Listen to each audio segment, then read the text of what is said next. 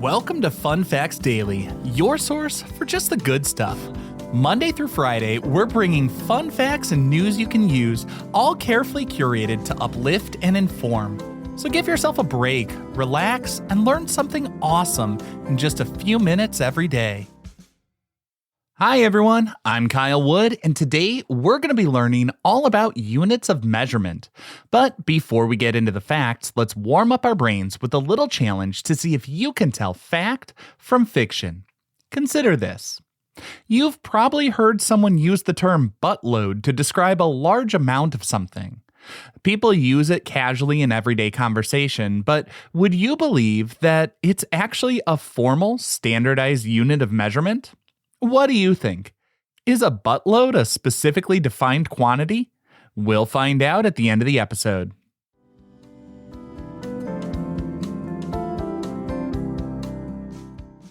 Now for your word of the day. Our word for today is metrology. That's METROLOGY. Metrology is the scientific study of measurement. This field encompasses all theoretical and practical aspects of measurement, ensuring that when we say a meter, a kilogram, or a second, it means the exact same thing across the globe.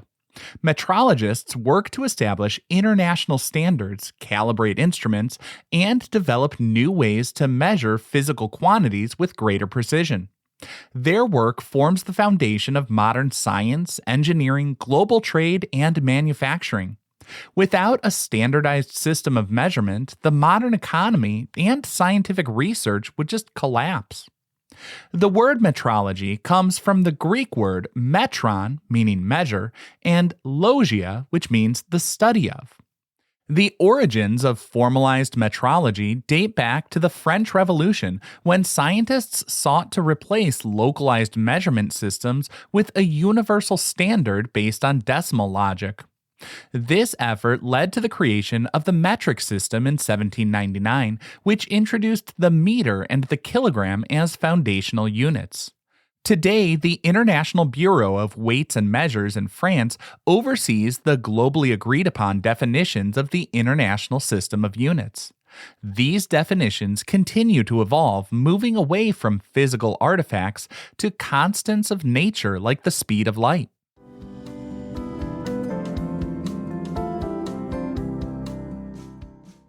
Time for your daily high five, our top 5 fun facts about units of measurement. Number 1. The definition of a kilogram used to be based on a piece of metal, but now it's based on the Planck constant. For over a century, a kilogram was defined by a specific cylinder of platinum-iridium alloy stored in a vault in Paris. This object was known as the international prototype of the kilogram. Scientists discovered that the mass of this cylinder actually fluctuated slightly over time due to microscopic contamination. This instability posed a major problem for precise scientific calculations that relied on an absolute standard of mass. To fix the problem, researchers spent decades developing a new way to define mass using the foundational laws of physics. In 2019, the scientific community officially redefined the kilogram using the Planck constant, a fundamental concept of quantum mechanics. Researchers built a device called a Kibble balance, which measures mass using electromagnetic force. By suspending a mass and measuring the electrical current required to balance it, scientists determined the exact weight based on mathematical constants. This change means the definition of a kilogram remains perfectly stable and accessible to any laboratory with the right equipment. So, in 2019, the physical metal cylinder in Paris was officially retired from its role as the master weight. Number 2. A jiffy is actually a precise unit of time used by physicists and engineers to measure fast events. People often use the phrase, "I'll be back in a jiffy," to mean a short amount of time, but in the realm of physics and engineering, a jiffy represents a specific quantifiable fraction of a second depending on the field of study. In electrical engineering, a jiffy is the length of a single cycle of alternating current power. In the United States, this would equal 1/60th of a second, while in Europe, it's 1/50th of a second. In computer science, a jiffy is the duration of one tick of the system timer interrupt on a computer.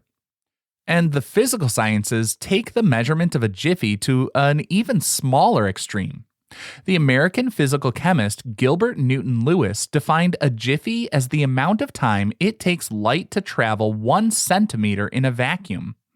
This calculation comes out to about 33.3 picoseconds, which is 33.3 trillionths of a second.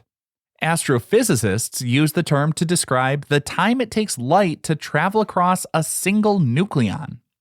You might be wondering, what's the point of a jiffy as such tiny units of time? Scientists use these precise definitions to measure and document the fastest events in the universe. Number 3. Fahrenheit is a great temperature scale for weather forecasts because of how it aligns with our body's perception of temperatures, but it was developed based on the behavior of water. Daniel Gabriel Fahrenheit invented his temperature scale in the early 1700s to create a reliable standard for thermometers. He needed a 0 point that he could create consistently in laboratory settings without relying on unpredictable weather conditions. He achieved this by mixing equal parts of water, ice, and ammonium chloride salt. This brine mixture stabilized at exactly 0 degrees on his newly created scale. He then defined the freezing point of pure water at 32 degrees and the boiling point at 212 degrees. The distance between the freezing point of water and the boiling point of water in his scale is exactly 180 degrees, and this mathematical distance allows for precise measurements without using fractions or decimals. Fahrenheit also attempted to use the human body as a stable reference point for his scale. He originally set the temperature of a healthy human to be at exactly 96 degrees, although recent studies place that average body temperature at different points generally within the range of 97 to 99 degrees. The Fahrenheit scale remains the primary temperature system used for weather forecasts and many other everyday applications in the United States, while most of the rest of the world uses centigrade, which places the freezing point of water at 0 and the boiling point at 100. Number 4. The smoot is a unit of measurement equal to 5 feet 7 inches based on the height of an MIT student. In 1958, a group of students from the Massachusetts Institute of Technology decided to measure the length of the Harvard Bridge. Instead of using a tape measure or rulers, they used a fellow student named Oliver Smoot as their measuring device. Oliver Smoot lay down on the bridge, his friends marked his head, and then he repeatedly moved forward to act as a human yardstick.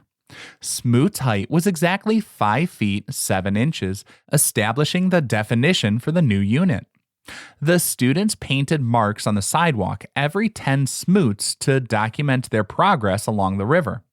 The final measurement of the bridge totaled exactly 364.4 smoots plus 1 human ear. The local community embraced this quirky measurement, and the painted markings on the bridge are still maintained by a fraternity to this day. Police officers in the area use the smoot markings to identify locations of accidents on the bridge. And interestingly, Oliver Smoot later became the chairman of the American National Standards Institute and the president of the International Organization for Standardization. And the smoot was eventually added as an optional unit of measurement in Google Earth software. And our fifth and final fun fact for today: the initial definition of a meter was intended to be 1/10,000,000th of the distance from the equator to the North Pole. Following the French Revolution, the French Academy of Sciences wanted a base unit of length rooted in nature. They decided to calculate the distance from the equator to the North Pole along the meridian running through Paris. 2 astronomers spent 7 years surveying the distance between Dunkirk in France and Barcelona in Spain to calculate this arc. They used these data to extrapolate the full distance from the equator to the pole. They divided that total distance by 10 million to establish the length of their new standard meter. Years later, scientists discovered that the original astronomers made a calculation error due to the Earth's oblateness. The Earth is not a perfect sphere. It bulges at the equator and flattens at the poles. The astronomers didn't take into account this shape, and that resulted in an original meter piece that was 0.2 of a millimeter short. Despite the error, the established length was already integrated into manufacturing and trade, so the original physical length was kept. The modern definition of a meter actually uses the speed of light in a vacuum, but it still matches the length of that original meter to keep all our standards consistent.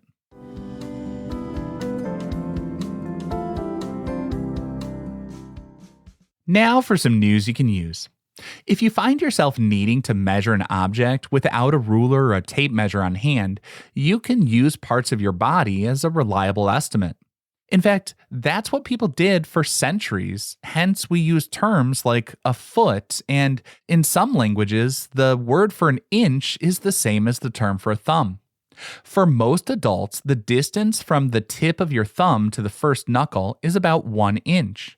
You can place your thumb against an object and move it end over end to calculate a rough measurement in inches.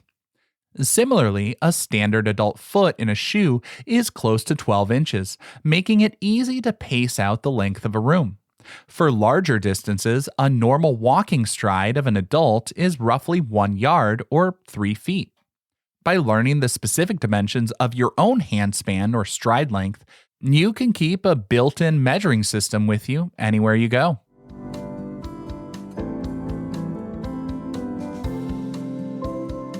Finally, the moment you've been waiting for.